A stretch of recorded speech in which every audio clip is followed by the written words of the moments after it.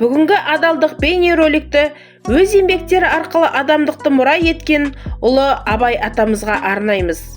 Жалпы ақынның әдеби мұрасы халық жадында мәңгі сақтап қалу бізге берген үлкен аманаттың бірі.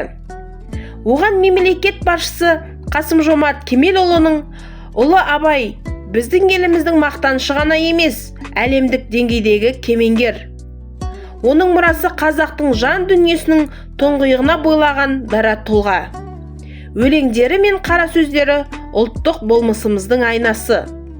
Абай жаңа әдебиетіміздің негізін қалаған ақын ретінде ел тарихында айрықша із қалдырды.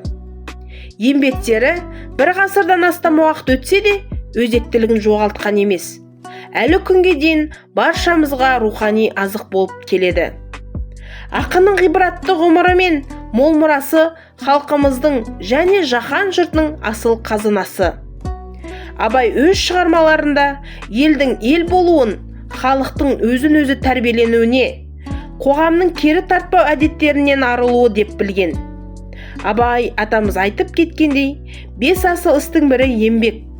Ұлы ақын елді ел, адамды адам еткен тек еңбек деп білген. Адалдық адам бойындағы асыл қасиеттердің бірі. Адалдық деген сөз шыншылдық, айнымастық, шын берілгендік сияқты игі қасиеттерді еске салады.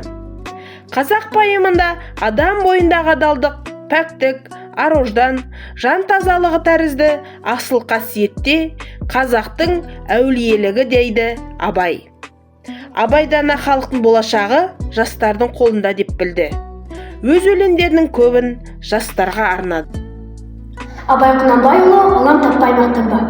Ғылым таппай мақтанба, ойын таппай баптанба, құмарланып шаттанба. Ойнап босқа күлуге 5 нәрседен қашық бол, 5 нәрсеге асық бол. Адам болам десеңіз, тілеуің өмір алдында, оған қайғы жесеңіз. Өзек өтірік мақтаншақ, еріншек бекер мал шашпақ, 5 дұшпанды білсеңіз. Талап еңбек терең ой, қанағат рахым ойлап қой, 5 асыл іс көнсеңіз. Жамандық көрсең нафратәлі суытып көңіл тесаңыз. Жақсылық көрсең ғибратәлі оны ойға жисаңыз. Ғалым болмай немене балалықты қисаңыз. Болмасаң да ұқсатпақ бір ғалымды көрсеңіз. Ондай болмақ қайда деп айтпақ ғылым десеңіз.